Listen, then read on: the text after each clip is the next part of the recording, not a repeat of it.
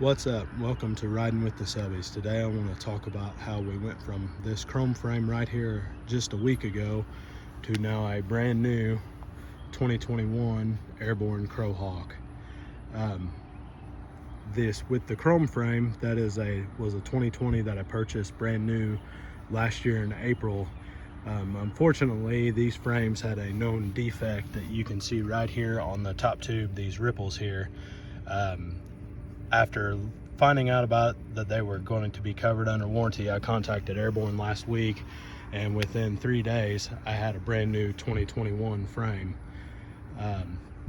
This is a completely custom build from top to bottom, so we'll just take a minute to talk about it. Starting off at the top, we have Spank Spoon 60 bars. They have 60mm rise. And then for the fork, it's a Sun Tour Radon that I bought used off a Pink Bike. For rims, we have Sunringle MTX 33s, and those are laced to Cruiser hubs. And then here's the rear hub too.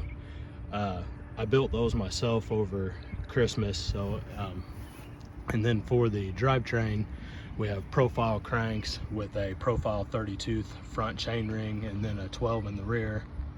And for brakes right now, I just have the stock cable brakes on it, but I do have a set of hydraulics. And don't pay any attention to the seat right now. I have a new one on order that is just not here yet.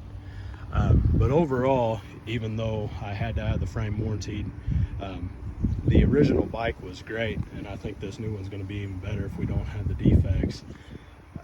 And Airborne's customer service has been excellent to work with all along the way.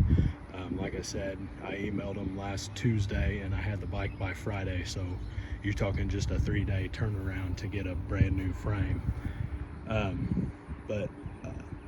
If you like what you see here in this video, please watch some of our other videos, and if you would, please like and subscribe. Thanks for watching.